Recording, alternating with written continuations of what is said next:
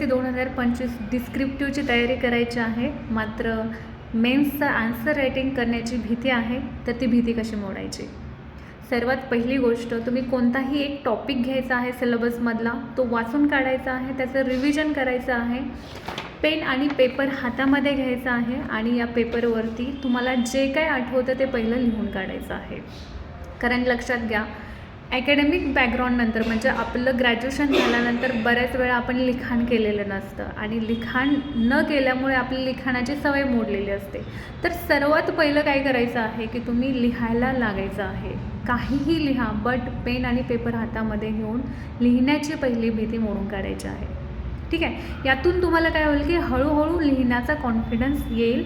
आणि त्याच्यानंतर काय करायचं आहे की जो टॉपिक तुम्ही वाचलेला आहे ऑलरेडी, तर त्याच्यावरती प्रिव्हियस इयर क्वेश्चन कसे विचारलेले आहेत तर ते क्वेश्चन पाहायचं आहे आणि त्याच्यानंतर मग तुम्ही त्या प्रश्नाला अनुसरून उत्तर लिहिण्याचा प्रयत्न करायचा आहे.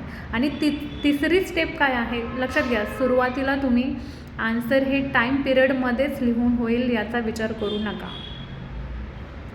सगळ्यात शेवटची स्टेप आहे की तुम्ही काय करायचं आहे, आन्सर रायटिंगच्या स्पीडवरती फोकस करायचा आहे. तोपर्यंत स्पीड लक्षात घ्यायचं नाही, लिहिण्याचा कॉन्फिडन्स पहिला आला पाहिजे, त्याच्यानंतर मग स्पीडवरती तुम्ही फोकस करायचा आहे.